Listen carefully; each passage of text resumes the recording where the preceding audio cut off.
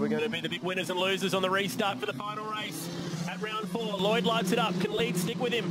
Vernon's gone with the two of them. He might be able to get a bit of a double toe here and pounce down at turn 1. The two AGI teammates are next to each other. Brown all the way to the fence, and Love really covered him. That was close.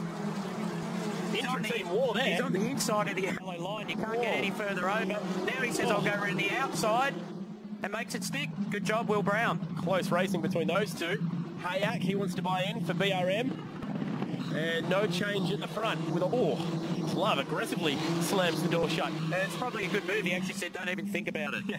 It's not on. He needs to try and fight for this position, Jordan Love. He really does, because he's only 1 point ahead of Jimmy Vernon for the podium. So he can't lose that spot to Harry Hayek. Oh, and he's all the way over to the left-hand side, trying to protect from Hayak. So we go over the top, bit of a wiggle from Vernon. There's a podium up for grabs here. This is second for the round and third for the round, potentially fighting it out, depending on what happens to Love, who's got his hands full on the curbs. Hayak's through. Spot. Yep. Gretsch is through, and there goes the podium, surely. What a real shame. That safety car just killed that momentum that Jordan Love had. Look, he's done an outstanding job. We've got to remember he's only 16 years of age. For a starters, and never been here before. And the race is not over. Still got 6 laps to run, providing we go full distance, depending on it is a time-served race. So we'll keep an eye on that. Randall now. Safety cars work well for him. Yep. Up on the back of Vernon. Now, if Randall can get around Vernon, that might just put Love back on the podium. So it's not completely over. Plus, Love might be able to pick off 1 or 2 spots at the end and get them back. Here is that battle for third. Third on the racetrack, but also could have repercussions for the round podium. And Randall just needs to gather as many points as he can here, because Lloyd's on for pretty much the perfect 82 for the weekend. And Randall's looking at getting 48, so that's losing a lot of ground in the championship right there. Still, the next round for Jayco Formula 4 is the Gold Coast. Anything can happen up there. From there, we head to Phillip Island, a nice purpose-built open-wheeler racetrack, and then the grand finale all the way to December at Homebush. So still a lot of racing to go.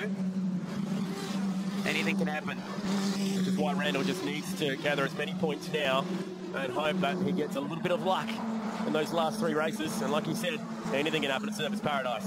There's lots of walls, lots of curves. And maybe, you never know, Lloyd might have some of those issues along the way like Randall's had.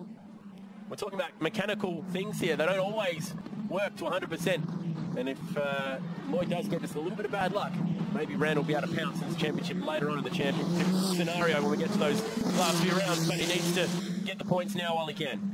And a test day for all these drivers next Wednesday at Phillip Island, so they get to have a good hit out a track we're running at in a couple of months' time.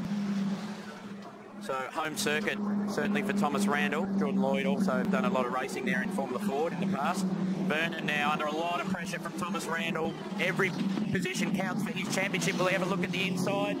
No, sits up the back of the gearbox.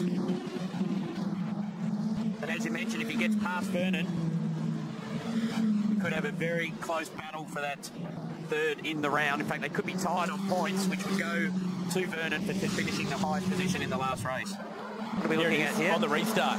Oh, this is an amazing move by Brown. Gets shut down once, so he just followed him and then launched it around the outside down to turn 1, which was very bold. Loves taking a move on the outside. That's open wheel stuff. Get it done around the outside. Use the aero, use the tyres. Great job here by Jimmy Vernon. He hasn't made a mistake, hasn't locked the brake, hasn't run wide. Just, he knows he's got the current Formula Ford champ right up behind him.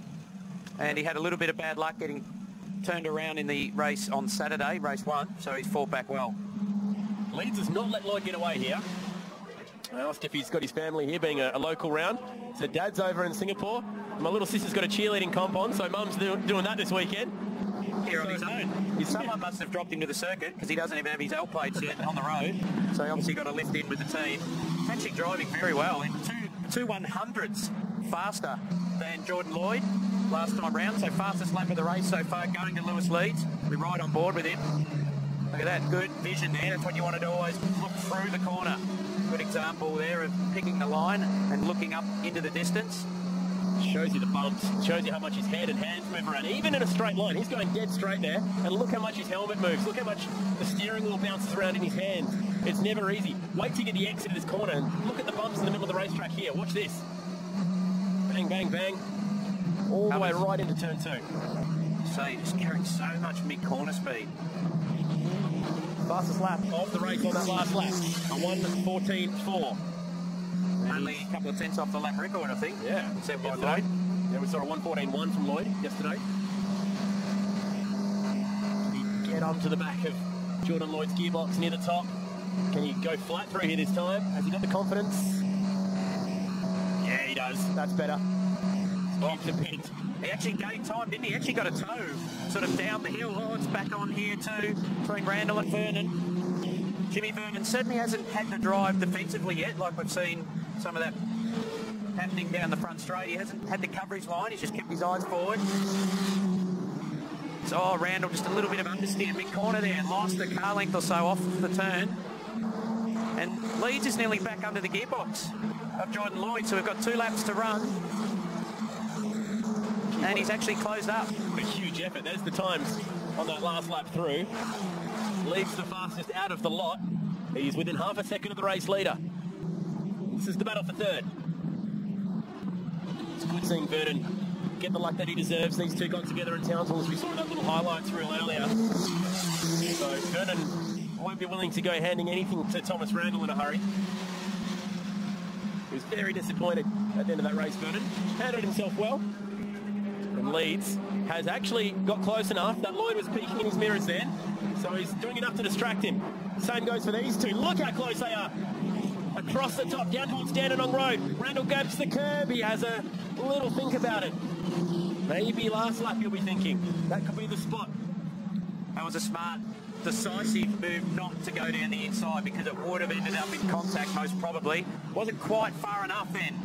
Got a better run that time. And at least he knows if he is closer and gets a better run up over the hill into Dandenong Road, that's an option, whether Vernon will cover the line. Final lap. And it's actually on here, still for the lead and third position.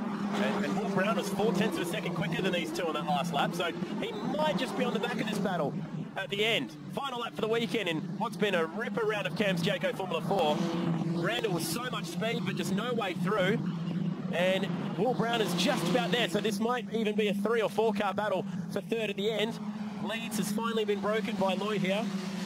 Lloyd just set the fastest lap of the race on that last lap, so it looks like he's done enough. He's answered the call. Oh, and I think he's maybe made half a mistake too. Yeah. So just trying hard, pushing, trying to carry probably a little bit more mid-corner, which meant he needed more on the exit and just ran off the road. So this is the man to catch. He's got one hand on the Jayco prize, the Jayco way to the world, the pathway to the world, $150,000 at the end of the year, and he's looking really good. For the first time in Cam's Jayco Formula 4, we see a perfect weekend. Pole, 3 race wins, and congratulations to Jordan Lloyd, who has done it in convincing fashion. He beats on Lewis Leeds for race 2, and in the background, we see Vernon hang on for third in the race, third in the round, and that is very much deserved. His first podium. Second time he's finished third in a race, but first time he's finished third for the round. And Lloyd has, like he said, one hand on the trophy. 150k up for grabs at the end of this championship. Halfway to the world, he has his sights firmly set on Europe and maybe even the USA, where he's raced before. That's how they wound up at the end of a busy 15-lapper. Leeds was impressive, but couldn't quite get around Lloyd. Vernon held off the pressure from behind. Will Brown inside the top 5 as well. And Jordan Love should still hang on for the Burson Rookie of the Round award. Congratulations to him on a good weekend here at Sandown. Zane Goddard.